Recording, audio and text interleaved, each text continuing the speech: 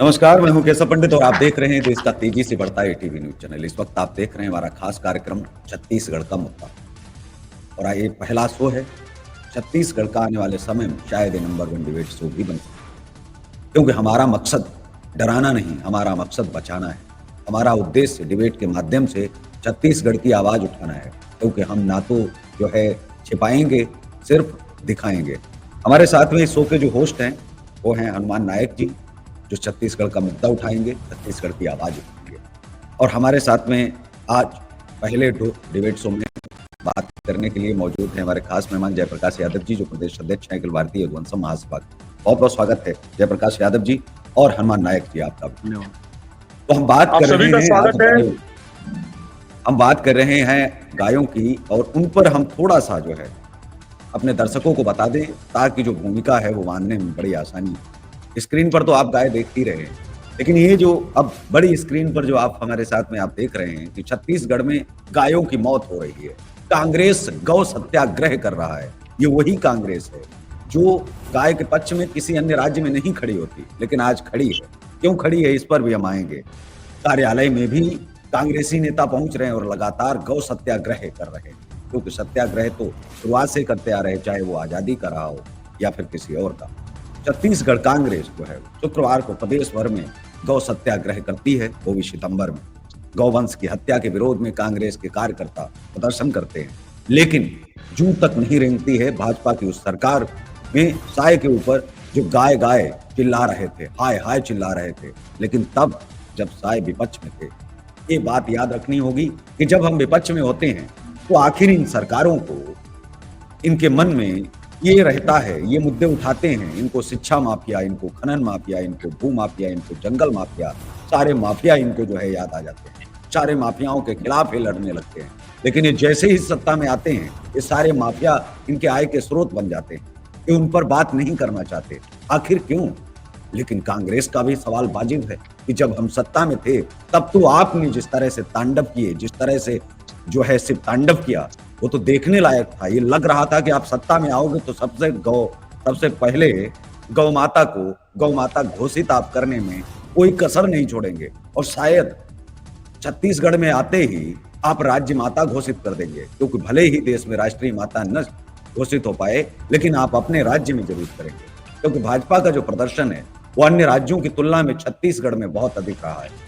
तो हमारे साथ में जयप्रकाश यादव जी हैं, हनुमान नायक जी हैं। अब मैं चाहता हूं कि वो अपने सवाल जवाब जो है शुरू करें, और हम इस बीच में उनका प्रयास मेरा यही रहेगा कि आंकड़ों के साथ में भी हम बताते चले। और जयप्रकाश यादव जी जो लगातार काम कर रहे हैं, और जो यदुवंशम जिससे वो जुड़े हैं, जिसके वो अध्यक्ष हैं, उनको बधाई व अनंत शुभकामनाएं इस बात के लिए कि वो जो लड़ाई लड़ रहे हैं उस भूमिका में प्रदेश के अन्य लोगों को भी अब उतरने की जरूरत है। भाजपा के लोगों को जागने की जरूरत है कि भाई अब आप सत्ता में हो, अब आप खड़े हो जाइए, एक साथ आ जाइए। कांग्रेस के लोग गौ सत्याग्रह कर रहे हैं, आप कहाँ हैं? आपको तो गौ सत्याग्रह में सबसे आगे होना चाहिए, और आपको खुद हाय हाय चिल्लाना चाहिए कि आखिर साय कर क्या रहे हैं। जी हनुमान जी।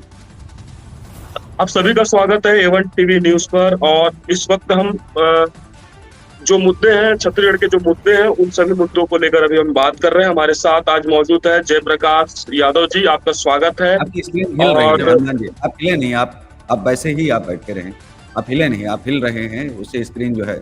जी जी हाँ ठीक है। यादव जी, जिस तरह आप स्क्रीन पर देख पा रहे होंगे, क्या कहना चाहेंगे? छत्तीसगढ़ में लगातार गौओं की हत्या हो रही है, और कांग्रेस जब पक्ष में थी तो आप लोग आवाज उठाते थे। आज आपके सामने जो है सीधा दिख रही है कि गाय किस तरह मर रही है और किस तरह जो है दुर्घटना घटित हो रही है, साथ ही जो घायल अवस्था में गाय स्क्रीन पर दिख रही है। जयप्रकाश यादव जी। वंदे गौ मातरम। गौ माता का पूरे देशवासियों के साथ आस्था का विषय है, और गौ माता की रक्षा होनी चाहिए। ये द्वापर युग से भगवान श्री कृष्ण को मानने वाले यदुवंशम समाज के लोग सभी की आस्था का केंद्र गौ माता है। गौ माता सनातन संस्कृति की वाहक है।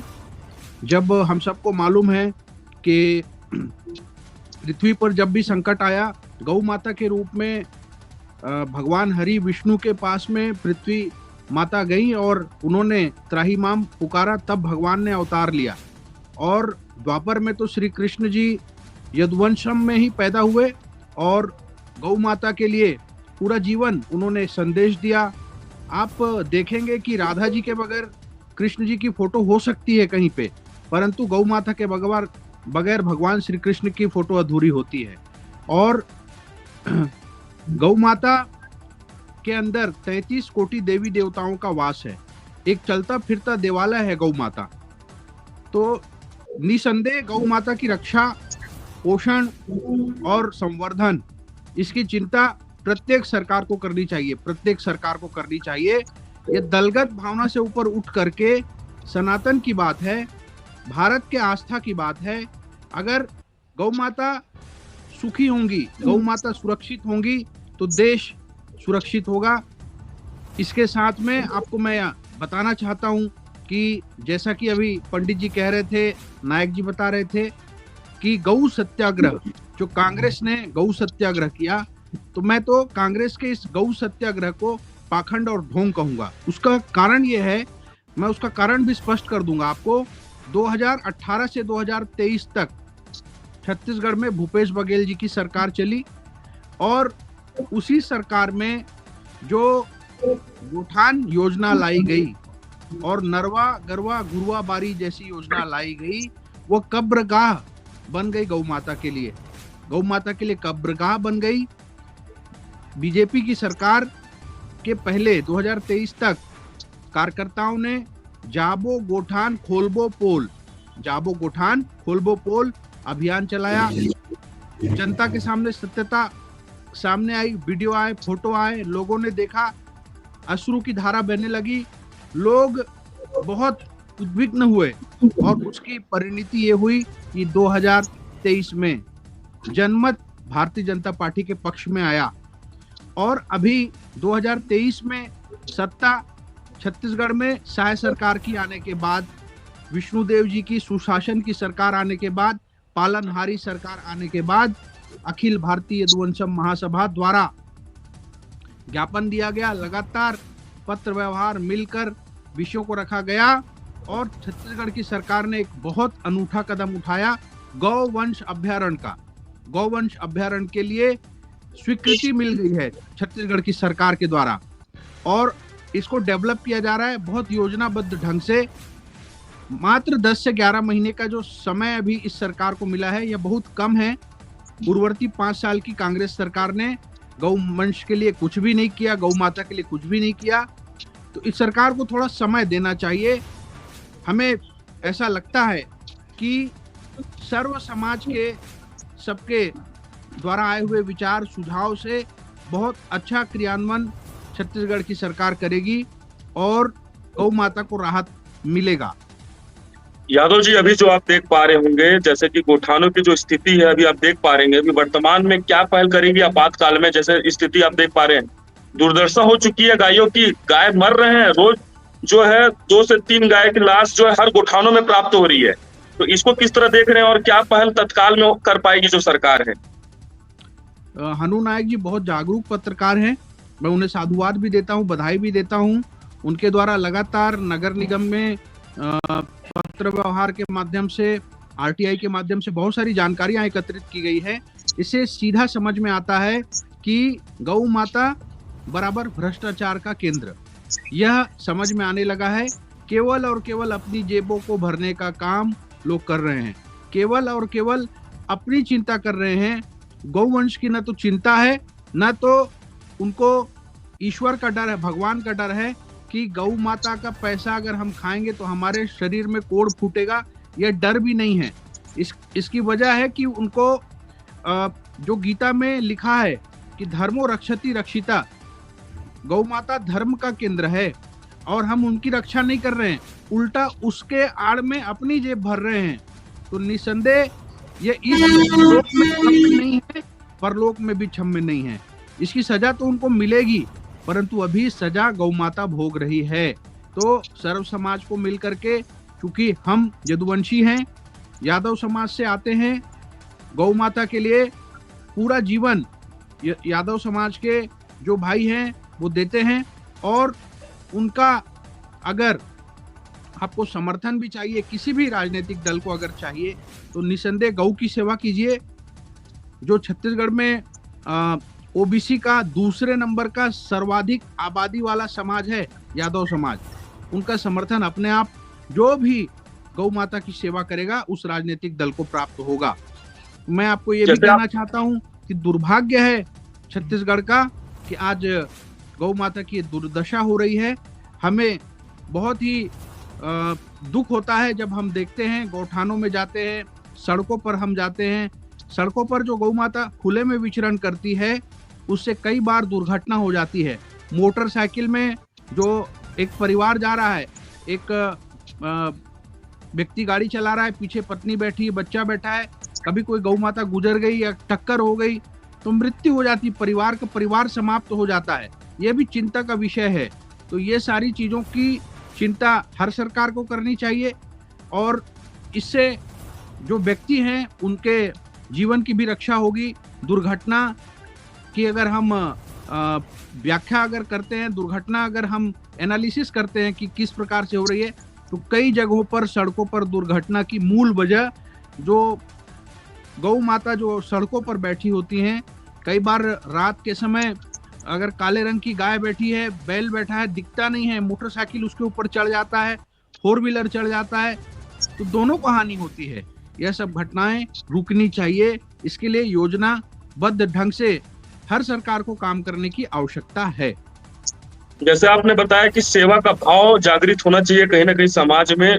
क्या सेवा का भाव जो हिंदूवादी संगठन है, तमाम जो संगठन जो बने हुए हैं, क्या उन तक नहीं पहुंच पा रही है? क्या ये दुर्दशा जो गौठानों की जो बन रही है, जो आप देख पा रहे हैं स्क्रीन में, क्या ये सेवा का भाव, सेवा का भाव जो आपने सवाल किया है अनु जी, और जो यादव साहब ने कहा, बिल्कुल बहुत उन्होंने शानदार जो है यही कहा कि जो होना चाहिए वो होना ही चाहिए, लेकिन जो सरकार आई है वो नई है, ठीक है। जो भाव है वो कहाँ से पैदा होगा? गौशाला भारत में कलंक है। गौशाला शब्द, मैं शब्द की बात कर रहा हूं, इसलिए कलंक है कि जहां गौ माता निवास करती है, 33 करोड़ की जो व्याख्या की है बिल्कुल सत्य। जहां गौ माता निवास करती है उसी को लेकर के एटीवी ने एक बड़ी मुहिम छेड़ी है उत्तर प्रदेश के अंदर। जहां गौशाला जो कलंक है, जो गाली है हिंदुओं के लिए, सनातन के लिए, इस शब्द पर बैन की मांग की। इसलिए क्योंकि यहाँ जानवर बांधे जाते हैं, पशु बांधे जाते हैं। ऐसी जगह को गौशाला शब्द नहीं दिया जाना चाहिए। फिर शब्द क्या दिया जाना चाहिए? गौ माता, जिनके शरीर के अंदर 33 कोटि करोड़ देवी देवता निवास करते हैं, वो जहां निवास करती है, जहां रहती है, वो जगह न तो शाला रहती है, न तो घर रहता है, वो देवालय हो जाता है, वो देवस्थान हो जाता है, मतलब मंदिर के समान। तो एक तो जो हम राष्ट्रीय माता की बातचीत कर रहे हैं, तो सभी मंदिरों का नाम राष्ट्रीय श्री गौ माता मंदिर होना चाहिए। गौशालाओं के नाम बदल करके ये जो कलंक है, ये जो गाली है, इसको मिटा करके गौशाला को सबसे पहले हमें सम्मान देना शुरू करना होगा। जहां गौ माता है वहां राष्ट्रीय श्री गौ माता मंदिर लिखा ही होना चाहिए। राष्ट्रीय इसलिए कि आने वाले समय में राष्ट्रीय माता बनेगी। श्री इसलिए ये सम्मानजनक जो है वो शब्द है जो लगना ही चाहिए। और गौ माता मंदिर, उससे होगा क्या? एक तो कुछ लोग जो लोग कहते हैं कि मंदिरों में तो पाषाण की मूर्तियां हैं और उनको हम भोजन कैसे कराएं। बिल्कुल सही बात है, अगर वो ऐसा मन में सोच रहे हैं तो ठीक है, हम आपको भेजते हैं एक ऐसे मंदिर में जहां आप एक निवाला खिलाएंगे, आप कुछ भी खिलाएंगे वहां। एक तो वो आपका भोजन जाएगा भी, खाया जाएगा, और साथ में आप 33 करोड़ देवी देवताओं को एक साथ में भोग लगा पाएंगे। आप सोचिए, एक व्यक्ति अपने जीवन में अगर एक देवता की पूजा कर रहा है, 2 देवताओं को भोग लगा देगा, लेकिन वो 33 करोड़ को तो नहीं लगा पाएगा, क्योंकि एक एक रुपए का भी अगर भोग लगाया जाएगा तब भी 33 करोड़ हुआ, और इतनी किसी की क्षमता नहीं होती है। लेकिन लोगों को अगर 33 करोड़ देवी देवताओं का एक साथ आशीर्वाद प्राप्त करना है तो उनको राष्ट्रीय श्री गौ माता मंदिर में जाना चाहिए, और उनके लिए जो है ये विकल्प खोलना भी चाहिए, उनको बताना भी चाहिए कि अगर आप एक रोटी खिलाते हैं गौ माता को तो वो 33 करोड़ देवी देवताओं को भोग लग जाएगा, बिना कहीं आए जाए, आपको पूरा पुण्य आपको मिलेगा। और इस भावना के साथ में जो आप भाव कह रहे हैं, ये भाव अंदर से पैदा होगा, जागृत होगा। लेकिन हमने तो स्वयं गाली दे रखी है, हमने खुद ही कलंक लाद रखा है गौशाला नाम का। गौशाला क्या है? गौशाला ये 18वीं शताब्दी में बनाया गया एक ऐसा शब्द पंजाब से जो चलता तो है लेकिन आगे बढ़ नहीं पाता है। गौशाला शब्द होना ही नहीं चाहिए। मेरा तो साफ मानना है कि या तो अगर शुरुआत किसी ने की होती तो गौ घर की होती, पंजाब से अगर उठा, क्योंकि वहां तो हमारे जो है गुरुओं के घर होते हैं, तो गैया मैया के लिए हमारे जो है घर क्यों नहीं बनाए गए? तो घर नहीं था, जबकि माता है 33 करोड़ देवी देवता जिसके जो है अंग में वास करते हों, वो जहाँ निवास करती, वो घर भी नहीं रहता, न साला रहती है, वो मंदिर हो जाता है। तो एक तो मंदिर की मांग जो है वो होनी चाहिए। मेरा ये मानना है कि गौ माता मंदिर बनना चाहिए। गौशालाओं का जो ये कलंक है, ये जो संगठन जितने भी गौशालाओं के लिए लड़ाई लड़ रहे हैं, उनको ये गौशाला नामक जो कलंक है वो मिटा देना चाहिए, काली स्याही पोत देनी चाहिए और उसके ऊपर लिख देना चाहिए राष्ट्रीय श्री गौ माता मंदिर। इसलिए नहीं कि हमारी गौशाला शब्द से कोई वो है, दुश्मनी है। गौशाला शब्द तो कोई अन्य व्यक्ति अगर रखे जो गौ माता में विश्वास नहीं करता है, ठीक है, हो सकता है, लेकिन गौ माता में विश्वास करने वाले लोगों को गौशाला कलंक को मिटा करके राष्ट्रीय श्री गौ माता मंदिर इसलिए रखना चाहिए ताकि सबसे पहला सम्मान जो है वो सरकार से मैं अपेक्षा न करके हम पहले सम्मान देना शुरू करें। हम उनको अगर मां मानते हैं और गौ माता मानते हैं और उसमें इतना विश्वास रखते हैं, तो गौशाला नाम का जो कलंक है वो पहले समाप्त अगर होगा, राष्ट्रीय श्री गौ माता लिखा जाएगा, तो मुझे लगता है कि लोग जब जाएंगे तो उनके मंदिर में जाने की एक भावना होगी। उसके बाहर भी लिखा होना चाहिए राष्ट्रीय श्री गौ माता मंदिर, जो गैया मैया है हमारी, उसको अगर आप एक रोटी खिलाएंगे तो 33 करोड़ देवी देवताओं का एक साथ आप आशीर्वाद पाइए। हर रोज आप खिलाइए, हर रोज आशीर्वाद पाइए। कहीं मंदिर, मस्जिद, गुरुद्वारे कहीं जाने की आवश्यकता नहीं, क्योंकि यही तो जगत तरण तारणी है कलयुग की। इनको एक रोटी खिलाने से बहुत लाभ मिलेंगे। आप मंदिर जाओगे तो हजारों रुपए खर्च होंगे, लेकिन एक गौ माता को अगर आप 1000 रुपए भी खर्च आप कर देते हैं एक साल में, तो आप सोचिए कि बहुत बड़ा पुण्य आप कमा रहे हैं। 33 करोड़ देवी देवताओं की एक साथ सेवा कर रहे हैं। इन्हीं के माध्यम से आप पहुंचा सकते हैं आप अपनी सेवा। मंदिर में गया हुआ पैसा आपका 8 लाख मंदिर भारत सरकार की विभिन्न राज्य सरकारों के अंदर में है, उनके अंडर में उनको लगभग 3.5 लाख करोड़ हर साल जाता है। मतलब 44 लाख करोड़ का 5 साल का बजट है केंद्र का, और हम लगभग 20 लाख करोड़ अकेले मंदिर हमारे जो है दे रहे हैं सरकार को। इतने पैसे कहां जा रहे हैं? हज की सब्सिडी में जा रहे हैं, तो कहीं गलत कार्यों में जा रहे हैं। आपका जो पैसा मंदिर में जो आप चढ़ाते हैं वो आपका गलत कार्यों में लगाया जा रहा है। मतलब आप भी पाप के भागी हो रहे हैं, उससे शराब के ठेके खोले जा रहे हैं, उससे तमाम चीजें की जा रही हैं। तो वो आप पाप के भागी बनने की बजाय गौ माता मंदिर में जाओ, सेवा करिए, और कोई उनको जरूरत भी नहीं कि आप वहां लाइन में मंदिर में लग करके मंदिर जाइए, दर्शन करिए, बस पैसा मत चढ़ाइए। ये निवेदन है उन सनातनियों से जो ये कहते हैं कि हम तो पुण्य कर रहे हैं। आप पुण्य की बजाय आप पाप कर रहे हैं। आपको पैसा देना है तो आप गौ माता मंदिर जाओ, वहां आप उनको निवाला खिलाओ, आप जो दान कर सकते हो वहां दान दो, जो भी चीजें आप कर सकते हो जी। और मैं ये जानना भी चाहता हूं कि जयप्रकाश यादव जी क्या इस गौशाला और राष्ट्रीय श्री गौ माता मंदिर से जो हमने पहल शुरू की, और शायद अभी तक हम 200 गौशालाओं के नाम बदलने में कामयाब हुए। उत्तर प्रदेश के अंदर तो एक मुहिम है कि संगठनों ने ये संकल्प ले लिया है कि गौ माता मंदिर के बाहर एक बोर्ड जो है लगा, जो संदेश दे रहा होगा, लोगों को समझ में भी आए, और राष्ट्रीय श्री गौ माता मंदिर लिखना आवश्यक है ताकि हम सम्मान दे रहे हैं, सरकार दे न दे। इससे होगा क्या, हमारे देश में जो लाखों गौशालाएं हैं, अचानक रातों रात वो लाखों गौशालाएं, एक दिन में नहीं लेकिन एक दिन जरूर ऐसा आएगा कि वो लाखों गौशालाओं को हम जो है वो कन्वर्ट कर सकते हैं मंदिर में, और उनको हम मंदिर घोषित कर सकते हैं। तो हमारे पास एक तो बड़ी संख्या में मंदिरों का एक जो डेटा है वो बढ़ जाएगा, वो मंदिर हो जाएंगे जी। मेरा प्रश्न ये था कि जितने भी हिंदूवादी संगठन है, तमाम जो संगठन बने हुए हैं, कई हजारों में रजिस्टर्ड हो रहे हैं लगातार। छत्तीसगढ़ ही नहीं, पूरे भारत में जो रजिस्टर्ड संस्थाएं हैं जो ये कहते हैं कि हम गौ सेवा कर रहे हैं, और साथ ही गौ सेवा अगर करते तो गोठानों की ये स्थिति नहीं रहती। यादव जी क्या कहना चाहेंगे आप? जैसे कि अभी जो होस्ट महोदय हैं पंडित जी ने अभी जो बोला, राष्ट्रीय श्री गौ माता मंदिर, अगर मैं नाम गलत नहीं बोल रहा हूं तो पंडित जी जी जी ये बिल्कुल खुले हृदय से इसका अखिल भारतीय यदुवंशम महासभा पूरी तरह समर्थन करता है। ये एक बहुत अच्छा प्रयास होगा। अगर ऐसा हो जाता है तो निश्चित रूप से इसका दूरगामी परिणाम बहुत अच्छा आएगा।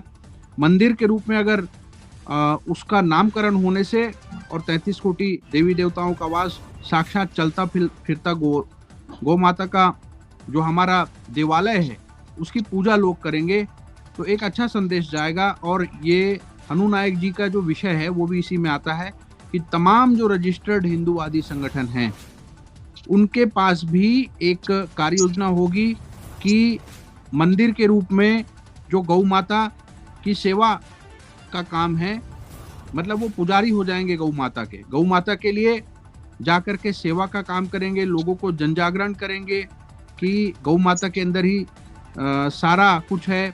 जैसे कि गौ से गोबर, दूध, दही, घी यह हर प्रकार से उपयोगी है। खेती और सारी चीजें आज सभी जागरूक हैं, सभी जानते हैं उनके फायदे।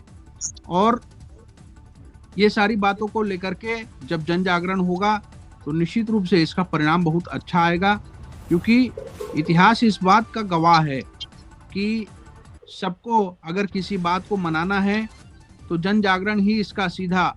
देश की आज़ादी भी अगर हुई तो जन जागरण से हुई थी। जब जनता जागृत हुई, एक सूत्र में सबको बांधा गया, सब उठ करके एक मुद्दे पर जब सामने आए थे तो हमें आज़ादी प्राप्त हो गई थी। तो यह भी विषय एक प्रकार से जो मानसिक गुलामी जो हमारे समाज में फैल गई है कि गौ माता का जैसा ही विषय आता है तो यादव समाज बहुत समर्पित होता है।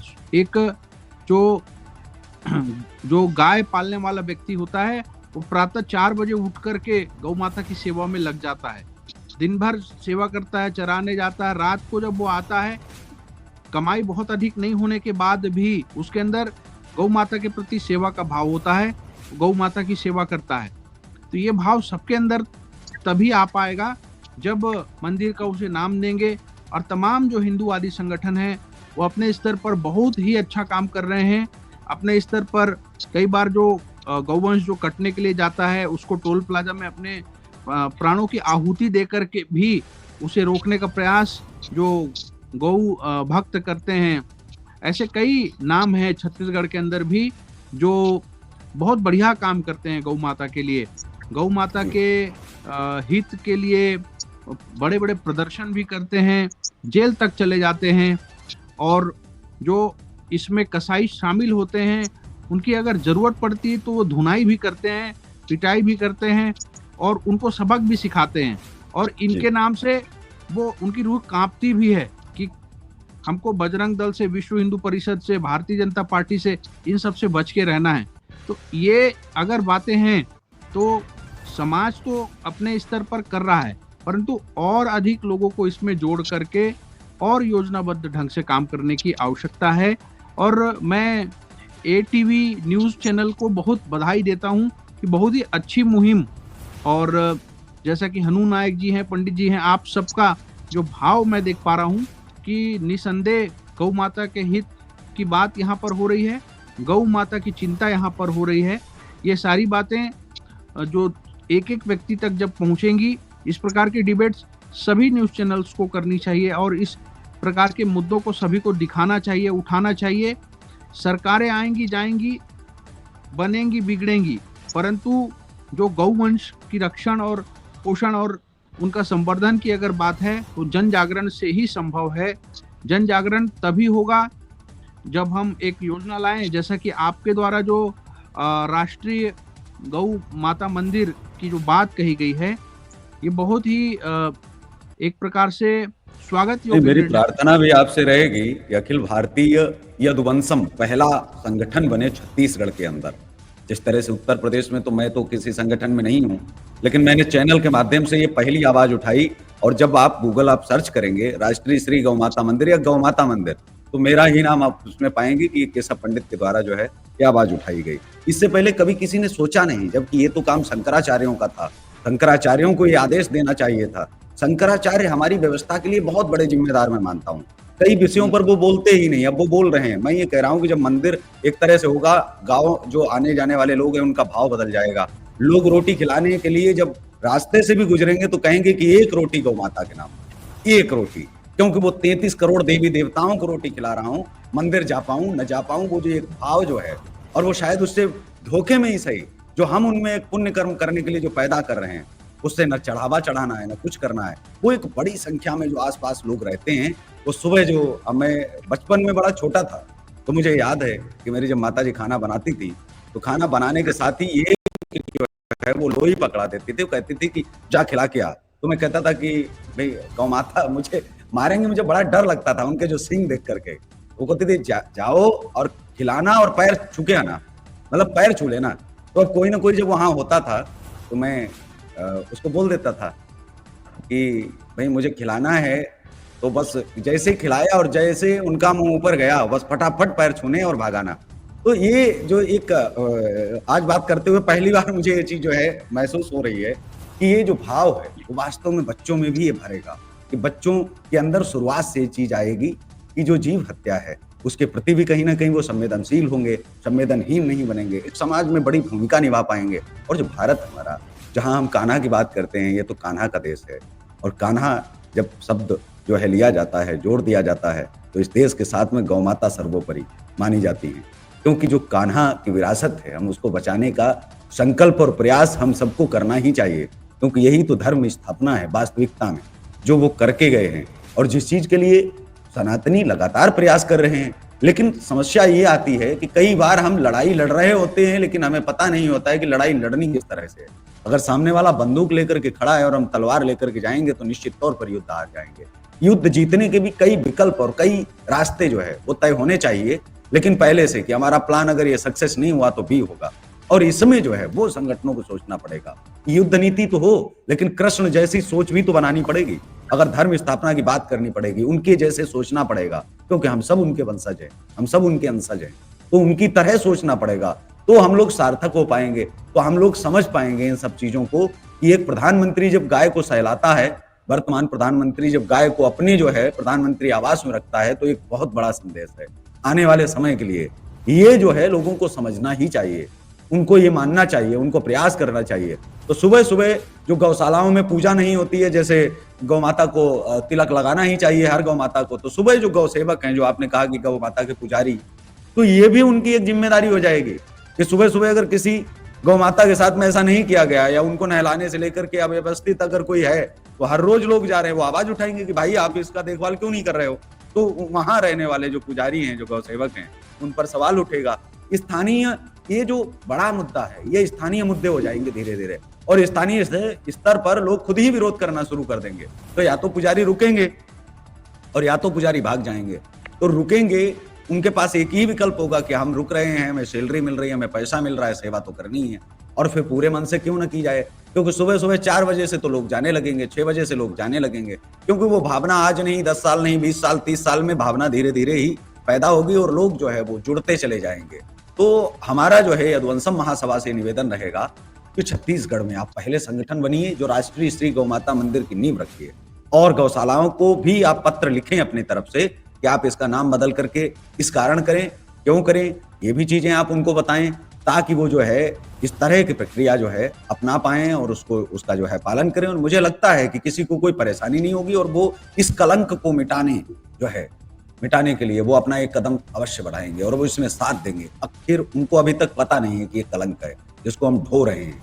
जी केशव पंडित जी, जैसे कि जी केशव पंडित जी का जो सुझाव आया है ये बहुत ही अनुकरणीय है। हम आपके एटीवी न्यूज के माध्यम से, मैं अखिल भारतीय यदुवंशम महासभा के प्रदेश अध्यक्ष के दायित्व होने के नाते इस बात की अभी सार्वजनिक घोषणा करता हूं कि छत्तीसगढ़ प्रदेश के माननीय मुख्यमंत्री विष्णुदेव साय जी, उप मुख्यमंत्री माननीय विजय शर्मा जी को हम जाकर के ज्ञापन देंगे और ज्ञापन देकर के मांग करेंगे कि राष्ट्रीय जो गौ माता मंदिर, गौ श्री माता मंदिर के नाम से गौशालाओं का नामकरण होना चाहिए, और इसके लिए जन जागरण भी करेंगे और सर्व समाज से सहमति प्राप्त करके उसका भी हम पत्र सौंपेंगे।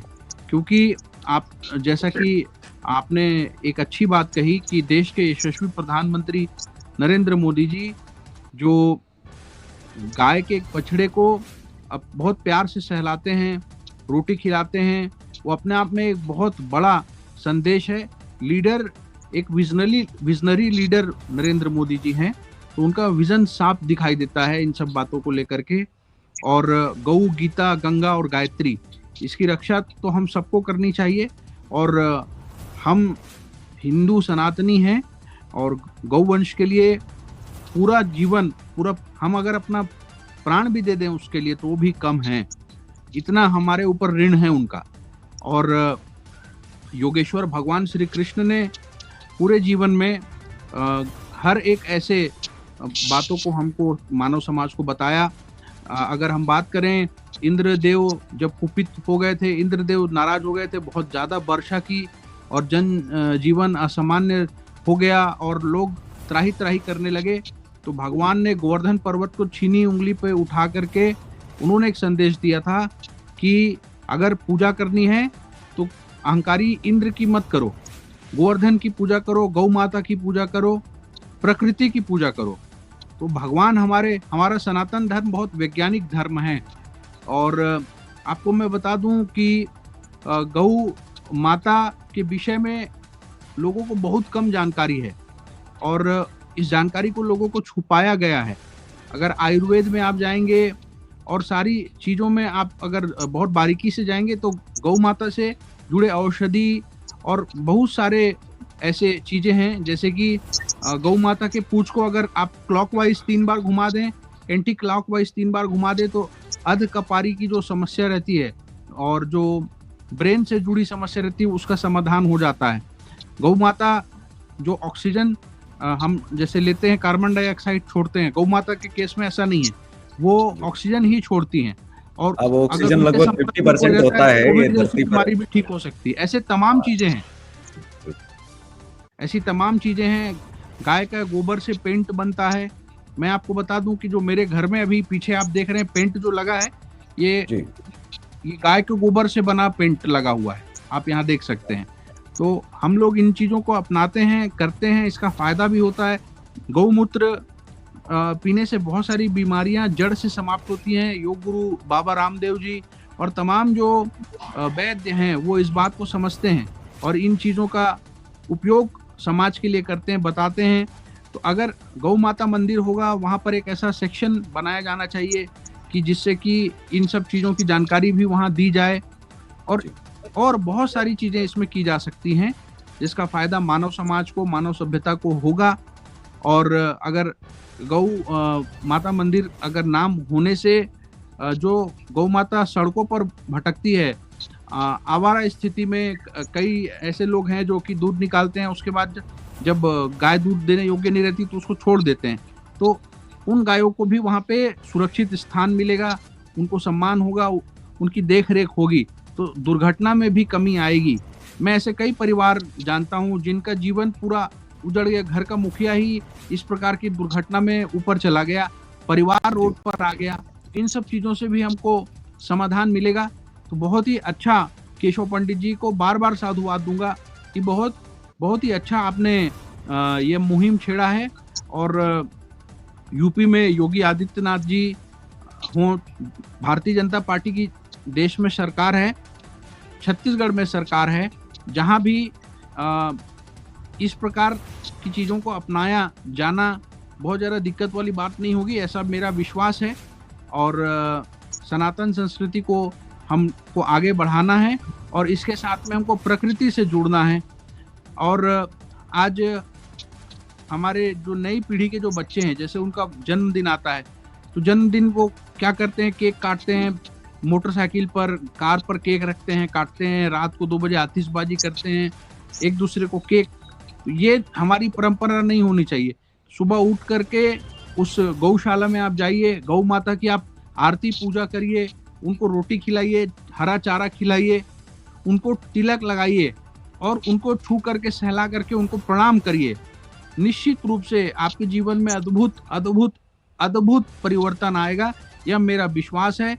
और जो हमारे इष्ट हैं श्री कृष्ण, जो यादव समाज के हमारे इष्ट देव हैं, वो भी प्रसन्न होंगे, क्योंकि उन्होंने कहा है कि अगर गौ माता प्रसन्न है, गौ माता की जहाँ सेवा होती है वहाँ मेरी सेवा होती है। मानव सेवा ही माधव सेवा है। और गोपाल श्री कृष्ण जी का नाम है, जो कि गौ का पालन करने वाले हैं। यदि आप गौ माता की सेवा करेंगे, रक्षण करेंगे, पोषण करेंगे, तो निश्चित रूप से आप भी गोपाल के रूप में, मतलब भगवान तो हर किसी के हृदय देश में वास करते हैं, हम सब के हृदय में भगवान बसते हैं, तो आप सब भी गोपाल की श्रेणी में आएंगे। उनके जैसा आपका आचरण होगा, व्यवहार होगा, तो ये एक समाज के लिए बहुत सार्थक पहल है। और इस पहल से देश में भी एक आमूलचूल परिवर्तन आएगा, समाज में परिवर्तन आएगा और सभी न सिर्फ हिंदू बल्कि अन्य धर्मों के लोग भी गौ सेवा के माध्यम से अपने जीवन में बदलाव महसूस करेंगे और वो भी जुड़ेंगे कि सारे लोग जब कर रहे हैं तो हम भी करते हैं। निश्चित रूप से मैंने देखा है कई ऐसे भाई हैं जो सनातनी हिंदू नहीं है, सनातनी तो वो है, हिंदू नहीं है, वो भी गौ माता को रोटी खिलाते हैं। कलीम भारती इसका उदाहरण है, जीसान चौहान उत्तर प्रदेश के उदाहरण है। कलीम भारती ने कम से कम हजारों गौशालाएं जो है नई खुलवाई। कलीम भारती कहने को मुस्लिम है और अभी तक हजारों गौशालाएं खुलवा चुके और लगातार सेवाएं दे रहे हैं। जीसान चौहान इसका जीता जागता उदाहरण है, जिन्होंने कसम उठाई है कि गौ गीता गंगा रक्षामंच जो है उनकी रक्षा हम करेंगे। तो हमारे सामने इतने बड़े बड़े हमारी शबनम खान है दिल्ली से, जो दिल्ली की बेटी है, सीएम बनने जा रही हैं, हमारे चैनल पर आई थी तो उन्होंने कहा कि हमने तो दिल्ली से अयोध्या तक बड़ी यात्रा की और हमने ये संकल्प लिया। तो गाय के लिए आप देखिए कि वो लोग भी कितने आतुर हैं और बाकायदा वो मतलब स्टेटमेंट ही जारी नहीं करते, सेवा कर रहे हैं। मतलब ये देखने वाली बात है। एक तो होता है कि नहीं हम स्टेटमेंट जारी कर दिया और ये बता दिया कि ठीक है मुस्लिम है तो ज्यादा लोग प्यार करेंगे कि भाई इसके लिए नहीं, बोले कि हमने तो हजारों गौशालाएं खोली और हम गौशाला में ही रहते हैं दिन रात, हमने तो घर तक छोड़ दिया है। कलीम भारती इसका सबसे बड़ा उदाहरण है उत्तर प्रदेश के अंदर, कि पूरा परिवार छोड़ करके वो गौशाला में आ गए और गौशाला में ही जो है वो सेवा गौ माता की कर रहे हैं। तो लगातार पूरे देश भर में जो है बड़ा अभियान भी गौ माता के लिए जो है चला रहे हैं। जब आप डालेंगे तो वो गौ माता अधिनियम भी लाने की बात करते हैं कि इस देश के अंदर अगर स्कूलों के अधिनियम हो सकते हैं, विद्यालयों के अधिनियम हो सकते हैं, तो केवल खास करके गौ माता के लिए एक अधिनियम क्यों नहीं हो सकता? उनके लिए हर राज्य में अधिनियम होगा तो क्या होगा, उससे हर राज्य में उनकी सुरक्षा, हर राज्य में उनके लिए पैसा कितना आवंटित होना चाहिए, हर राज्य में ये सुनिश्चित होगा कि संख्या कितनी है। तो बहुत सारी चीजें जो है क्या है कि वो गौ माता अधिनियम से सरकार को बताना पड़ेगा, मजबूरी हो जाएगी उनकी। तो वो जो रख रखाव सुरक्षा जो है, जैसे वक्फ बोर्ड अधिनियम है, किस लिए है? वक्फ बोर्ड अधिनियम का क्या काम है? देश भर की सारे मदरसों की जो है रख रखाव करना और उनकी जो है सुरक्षा करना, उसकी बात करना, वो सरकार के बीच का एक अंग है।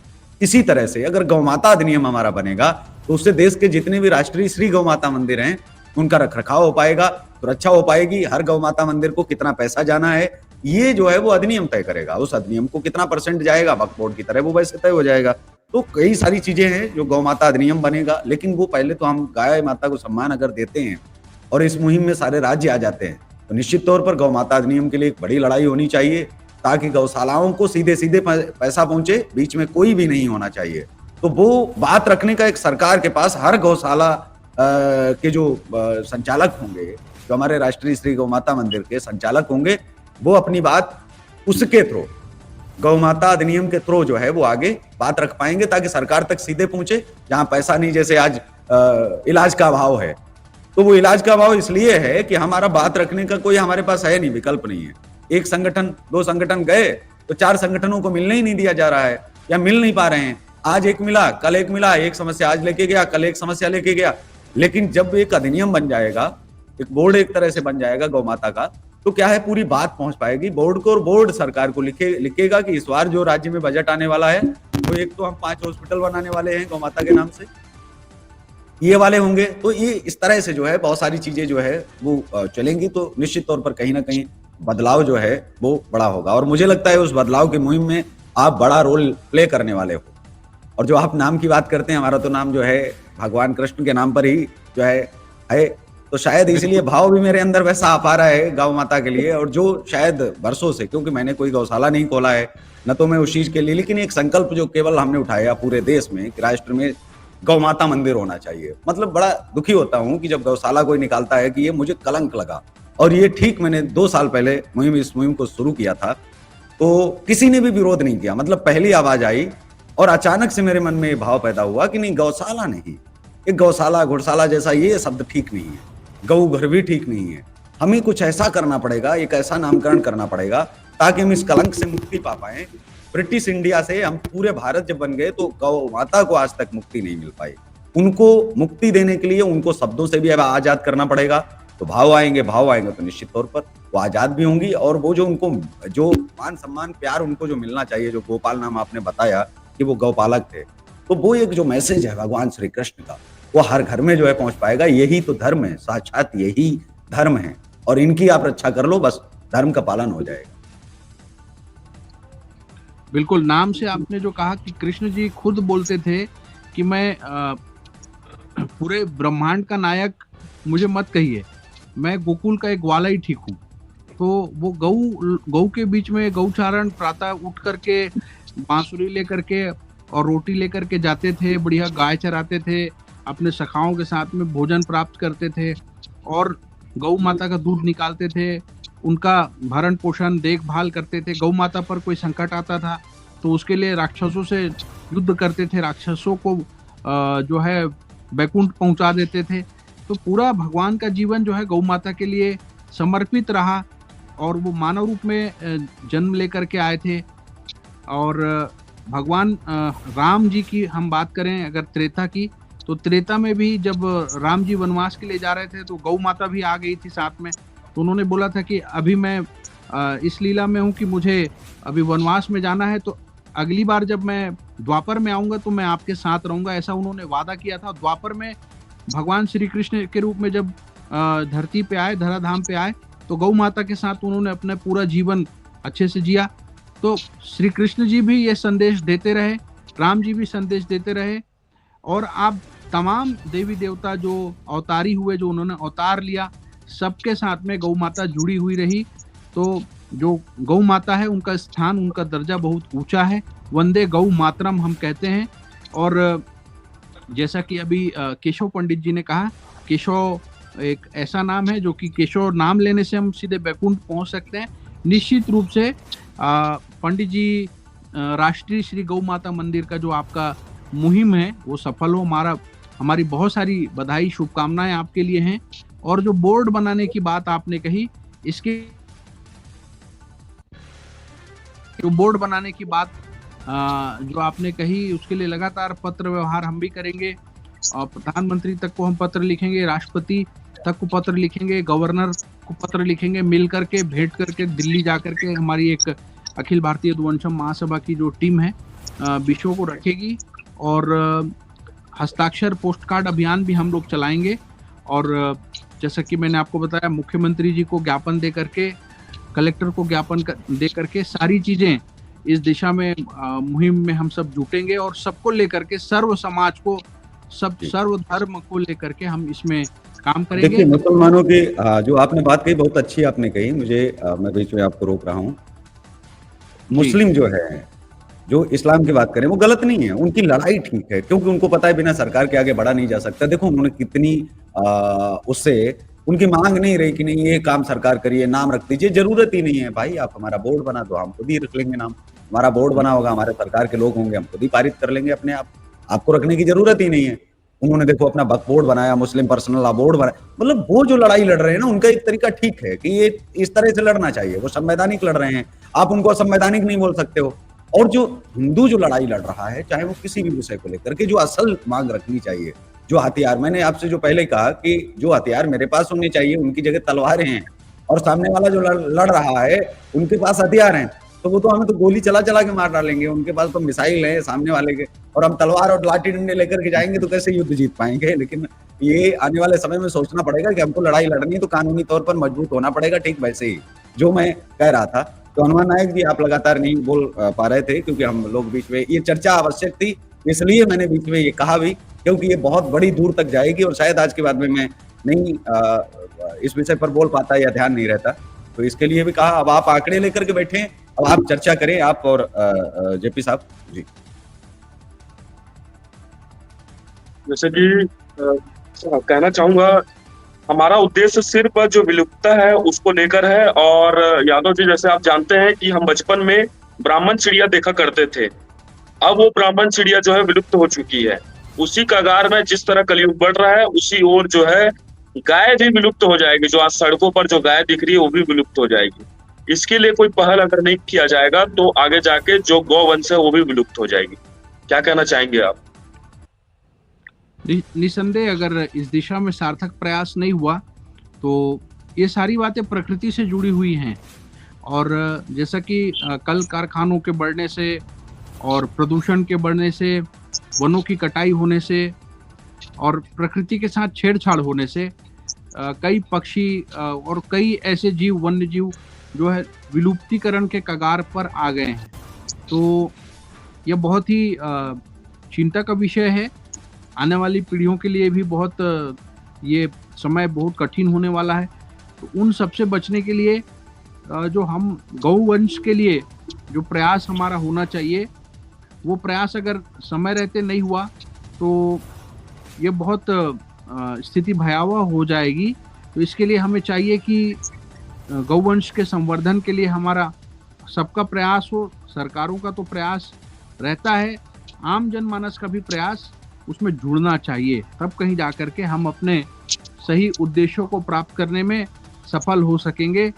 और अनुनायक जी ने जैसे ब्राह्मण चिड़िया की बात कही, तो निश्चित रूप से पहले हम आंगन में अगर थोड़ा अनाज फेंक देते थे, चावल फेंक देते थे, तो बहुत सारी चिड़िया आ जाती थी वहाँ पे। पर आज अगर आप छत पर भी फेंकोगे तो कोई चिड़िया नहीं आती है। तो यह बहुत चिंता का विषय है। और इस प्रकार गौ माता के लिए भी ये चीज़ें लागू होती हैं। गौवंश का देखभाल और संवर्धन, रक्षण हर एक व्यक्ति की जिम्मेदारी होनी चाहिए। जैसे कि कल मैंने आपको बताया था यादव साहब, मैंने कुछ आरटीआई से निकाला हुआ था। आरटीआई में जैसे लिखा है कि नगर निगम भिलाई द्वारा 3/12/2020 को, माफी चाहता हूँ, 3/12/2020 को एक गाय लेके आती है और वो गाय जो है 7/12/2020 को खत्म हो जाती है। मात्र 3 दिनों में जो है वो गाय खत्म हो जाती है। बीमार पशुधन की जानकारी, ये आरटीआई से कल मैंने निकाला था भिलाई नगर निगम की। जैसे कि 21/10/2024 नगर निगम भिलाई ने एक गाय को पकड़ा जो बीमार गाय है, और ठीक 26/10/2024 को उसकी मृत्यु हो जाती है। ठीक 28/10/2024 को पकड़ते हैं और 1/11 को उसकी मृत्यु हो जाती है। मतलब कुछ ही समय में उसकी मृत्यु हो जाती है। ये भी कहीं ना कहीं विलुप्तता का कारण जो है वो दिख रहा है, क्योंकि आरटीआई में साफ साफ दिख रहा है कि मात्र 3 से 4 दिन में जो बीमार गाय है वो कहीं ना कहीं मर रहा है, ऐसा इनका कहना है। क्या जो डॉक्टर है, जो पशुधन की इलाज के लिए जो डॉक्टर चयनित किया गया है, क्या उनकी लापरवाही आप मानते हैं, या फिर कुछ और कारण हो सकता है? किस तरह आप देखते हैं? ये गौ माता के प्राण की रक्षा के प्रति उदासीनता है। वो जिए या मरे, इस बात को लेकर के जो जिम्मेदार हैं उनके मन में कोई चिंता, कोई जिम्मेदारी नहीं है। और कोई ऐसा नियम भी नहीं दिखता जिससे कि उनकी जवाबदेही तय हो। तो नियम बनने चाहिए, जवाबदेही तय होनी चाहिए। जैसे कि कोई मनुष्य है, उसको अगर अस्पताल में एडमिट करते हैं, उसकी पर्ची कटाते हैं, कैजुअल्टी में उसको ट्रीटमेंट होता है। अगर ट्रीटमेंट नहीं होगा, खाली एडमिट कर देंगे और उसके हाल पे उसको छोड़ देंगे, तो 3 दिन में तो वो भी जो है ऊपर चला जाएगा। तो ये तो गौ माता है, क्योंकि मनुष्य तो बोल सकता है, बता सकता है कि मेरे शरीर में ये मुझे तकलीफ हो रही है, या मुझे सांस लेने में दिक्कत हो रही है, या मेरे पेट में दर्द है। मनुष्य अपने मुंह से बता करके अपनी पीड़ा व्यक्त कर सकता है और उसकी दवाई वो डॉक्टर को बोलेगा तो या उसका इलाज हो सकता है। परंतु गौ माता के साथ में तो ऐसे एक्सपर्ट्स की, डॉक्टर्स की टीम होनी चाहिए जो कि प्रॉब्लम क्या है, उनके शरीर में क्या दिक्कत है। जैसे चोटिल है तो वो एक अलग विषय, परंतु अगर बहुत भारी मात्रा में पॉलीथीन खा लेने से पेट फूल रहा है, उसके कारण से दिक्कत आ रही, इन सब चीज़ों का अगर त्वरित निदान नहीं हुआ तो 2-3 दिन में तो जो आप बता रहे हैं कि मृत्यु दर जो गौ माता की जो निगम में आरटीआई के माध्यम से आपने निकाली है, तो ये तो सत्य है। इस बात को लेकर के बहुत चिंता, बहुत ही दुखद है ये कि इस प्रकार की उदासीनता, और लोगों में ईश्वर का भी भय नहीं है। हमारे सनातन धर्म में गौ हत्या को महापाप कहा गया है।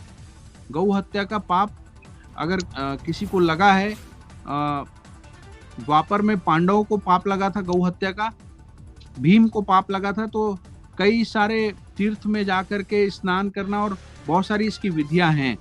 तो ऐसे पाप से भी आज का मानव डर नहीं रहा है। ये बहुत दुर्भाग्यजनक बात है, और इसकी सजा तो परलोक में उसको मिलेगी ही, इस लोक में भी, यहाँ भी उसकी सजा सुनिश्चित होनी चाहिए।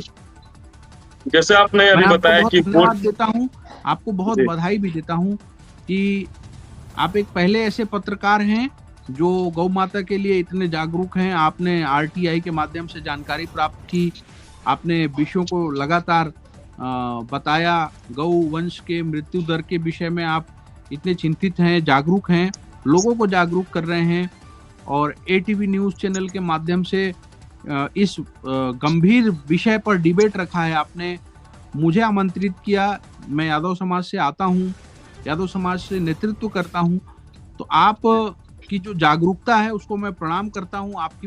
आपका जो इतना अच्छा प्रयास है वो बहुत ही वंदनीय प्रयास है हनु नायक जी। मैं एक दो सवाल और करूंगा, बाकी पंडित सर जैसा चाहें एक दो सवाल और करना चाहूंगा। जी यादव जी, जैसे कि ये मेरे पास दूसरा एक पर्चा है जो सूचना का अधिकार में निकला हुआ है। भिलाई नगर निगम ये कहती है कि 2/10/2024 को हमने 3,000 का समथिंग खरीदा, फिर उसके बाद ऐसा ऐसा करते करते जो कुछ दिनों के जो पेरा पुट्टी जो लाए हैं उसका कुछ लेखा जोखा है, जिसमें 1,75,539 रुपए का जो है इन्होंने एक महीने का जो रिकॉर्ड है उन्होंने बताया है भिलाई नगर निगम ने। ये मैंने आरटीआई से जब निकाला, इसे मैंने आपको भेजा भी है। क्या आपको लगता है कि 1,75,539 रुपए का जो आप दुर्दशा देख पा रहे होंगे गोठान की, ये गोठान की जो गाय है उसकी दुर्दशा जो खा नहीं पा रही है, क्या आपको लगता है कि 1,75,000 की जो गाय है वो चारा जो है वो खा लेती होगी? आपको क्या लगता है? 25 सितंबर को मेरा जन्मदिन था, मैं गोठान गया था। जी। मैंने 1,000 रुपए गोठान में दिए और मैंने बोला कि इसका चारा दे दो। इतना चारा आया, इतना कि पूरे गौ माता वहां पे छक गई थी। अगर ये फिगर 1,75,449 रुपए का आरटीआई के माध्यम से जो फिगर सामने आया है, अगर ये चारा अगर सही में वितरित होगा, ये भोजन उनको वितरित होगा, तो जो भूखमरी से जो मृत्यु हो रही है, जैसे कि चित्र में स्क्रीन पर जो गौ माता मरी हुई दिखाई दे रही है, ये यहाँ स्थानीय किसी गोठान की है, जैसा कि तो पेट उसका जो है चपटा हुआ है, तो कहीं ना कहीं कुपोषण की भी शिकार गौ माता हो रही है। ये जो चारा है, ये चारा जो है भ्रष्ट अधिकारी खा रहे हैं, गौ माता को वो चारा नहीं पहुंच रहा है, तो अधिकारियों के पेट फूल रहे हैं और गौ माता का पेट जो है वो सिकुड़ रहा है। ये चिंता का विषय है।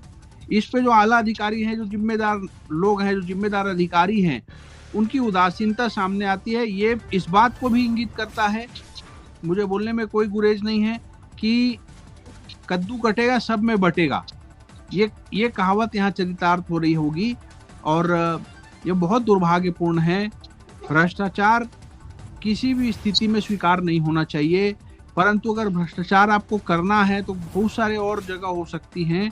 कम से कम गौ माता के मामले में तो आपको इस पर जो है उपवास रख लेना चाहिए। आपको एक दिन का उपवास अगर रखना है तो गौ माता के मामले में आपको रखना चाहिए।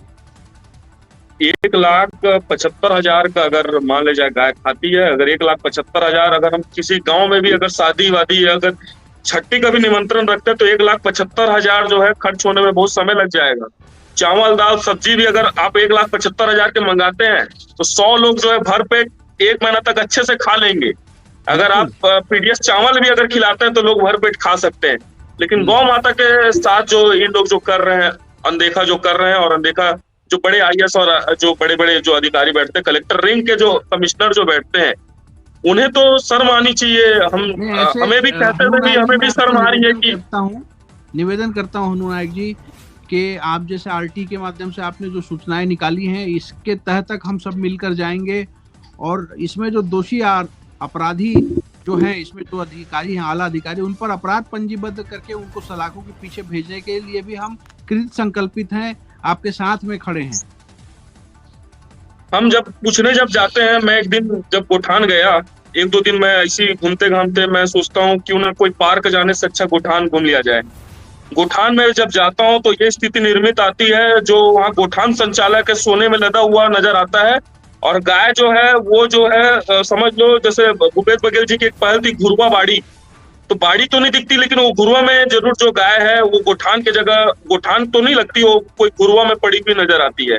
गौ को माता का दर्जा दिया गया है, और माता को क्या घुरवा में पड़ा हुआ नजर देखना, क्या ये ठीक लगता है? यादव जी क्या कहना चाहेंगे? सर्वथा अनुचित है, गलत है। और जो घुरवा और बाड़ी, नरवा गरवा घुरवा बाड़ी, ये जो योजना इन्होंने निकाली थी, नरवा गरवा घुरवा बाड़ी, ये सब झूठ लबारी। नरवा गरवा घुरवा बाड़ी ये सब झूठ लबारी, झूठ बोल के सत्ता पाना, यही कांग्रेस की चिन्हारी, यही कांग्रेस की चिन्हारी। और चिन्हारी जो है उसको सहेजने का जो काम है वो करना चाहिए था। इसको भ्रष्टाचार का माध्यम बना लिया गया था, जो समय रहते लोगों के सामने आया और सामने आने के बाद में लोगों ने सीधा जनमत परिवर्तित करके उसका उत्तर दे दिया कि भाई आप भ्रष्टाचार कर रहे हो, गाय के आड़ में, गोठान के आड़ में, रोका छेका अभियान के आड़ में, और ये जो है जनता इसको बर्दाश्त नहीं करेगी। तो जनता तो भगवान है और भगवान का जो निर्णय होता है वो सही होता है, और जनता के साथ में गौ माता के प्रति बहुत आस्था है, और सरकार जो भी हो गौ माता के मामले में सबको पारदर्शी नीति बनानी चाहिए। गौ माता के मामले में कृत संकल्पित होकर, प्रतिबद्ध होकर के, केवल पूरे प्राणपन से जुट करके गौ माता का रक्षण हो, भरण पोषण हो, इसी पर हम सबको जुटना चाहिए। और जैसा कि हनु नायक जी ने बोला कि जो माता है उसको अगर घुरुआ में हम छोड़ देते हैं तो ऐसे पुत्र को तो फांसी से लटका देना चाहिए, जो कि अपनी माता का देख रेख नहीं कर सकता। तो इसके लिए भी कानून बनना चाहिए। और अच्छा, चलते चलते एक सवाल और होना है। चाहिए। जब आप नरवा गुरवा और इन सब की बातचीत कर रहे थे, क्योंकि ये देश में हिंदी डिबेट, जो हिंदी जानने वाले लोग हैं वो भी देखेंगे, छत्तीसगढ़िया सभी को नहीं आती है, आप जानते हैं। तो मैं ये चाहता हूँ कि ये जो नारा था, इस नारे को जरा थोड़ा सा आप समझा दें, क्योंकि समय बड़ा कम बचा है, 3 मिनट ही, और 2 मिनट आपके पास हैं। तो नरवा का मतलब क्या है, गुरवा का मतलब क्या है, और ये जो आप जो गोठान और इन सब चीजों की बात कर रहे थे, उनको आप मैं चाहूंगा कि 10-10 सेकंड में आप इनको जो है एक्सप्लेन। देखिए, नरवा मतलब होता है नाला, है ना, और गरवा मतलब गाय, गुरवा मतलब एक ऐसा स्थान जहाँ पे घर का जो वेस्ट कचरा है उसको हम डंप करते हैं ले जा करके, है ना, गुरवा। और बाड़ी मतलब जहाँ पर सब्जी और बागवानी होती है उसको हम बाड़ी कहते हैं। तो एक ऐसा प्रीमाइसेस, एक ऐसा स्थान जहाँ ये सारी चीजें एक जगह हों, नरवा भी हो, गरवा भी हो, घुरुआ भी हो और बाड़ी भी हो, और उसके माध्यम से एक ऐसा सिस्टम, इकोसिस्टम तैयार किया गया वैज्ञानिक ढंग से कि चीजों का रिसाइकिल हो। जैसे गौ माता का जो गोबर है उससे तमाम प्रकार के पदार्थ बनाए जाएं, पेंट बनाया जाए, गोमूत्र निकाला जाए, उससे औषधि बनाई जाए, दिया बनाया जाए, ये सारी चीजें। मगर ऐसा कुछ हो नहीं पाया, ऐसा कुछ हो नहीं पाया, केवल कागजों पर हुआ। और बहुत बड़ा भ्रष्टाचार का फिगर जो है वो जो है सरकार ने जो है वो ले लिया, जो उस समय की तत्कालीन कांग्रेस की सरकार थी। तो इसकी परिणति ये हुई कि जनादेश जो है तख्ता पलट हो गया। और यह योजना निश्चित रूप से जब आई थी तो इस योजना से लोगों को ऐसा लगा था कि बहुत अच्छा काम होने वाला है। और मैं आपको बता दूं, मातृ संगठन राष्ट्रीय स्वयंसेवक संघ ने भी इसको हाथों हाथ लिया और इसकी सराहना की थी मुक्त कंठ से, दलगत भावना से ऊपर उठ करके। कभी मतलब उन्होंने आलोचना नहीं की कि गौ की अगर बात हो रही है, गोबर की बात हो रही है, बाड़ी की बात हो रही है, नरवा, तो कहीं कोई आलोचना नहीं, बल्कि 4.5 साल का पर्याप्त समय भी दिया गया। उसके बाद में देखा गया कि केवल इसके आड़ में आप भ्रष्टाचार कर रहे हो, खाने का काम कर ठीक रहे है, हो। लेकिन अब समय जो है वो समाप्त भी हो गया है, और क्षमा के जी। साथ रोकना भी चाहूंगा। अगले डिबेट में हम लोग जो है नए मुद्दे पर बातचीत करेंगे। आप देख रहे थे छत्तीसगढ़ का मुद्दा, लेकिन अब मुद्दे के साथ में भी आपको बताते चले कि छत्तीसगढ़ के अंदर हनुमान नायक, हनुमान का कितना रोल प्ले कर पाते हैं, ये आने वाले समय में हमारी दर्शक दीर्घा भी तय करेगी। बड़े मुद्दे भी उठाए जाएंगे, और उन मुद्दों को हम जरूर जो है उठाएंगे जो कोई नहीं उठाता है, क्योंकि मीडिया की जिम्मेदारी है कि वो मुद्दे उठाए, दिखाए। जब रोटी बासी नहीं तो खबरें बासी क्यों दिखाए। और चाहे फिर भाजपा के खिलाफ हो या कांग्रेस के खिलाफ, न तो सवाल पूछने में हिचकेंगे और न तो हम कुछ छुपाएंगे। ये 2 चीजें इसलिए ध्यान रखनी पड़ेंगी छत्तीसगढ़ को, क्योंकि आज तक की मीडिया वो केवल मुद्दे उठाती तो रही, लेकिन मुद्दों के नाम पर बेवकूफ बनाती रही। तो इसी के साथ जय हिंद, वंदे मातरम। जय हिंद।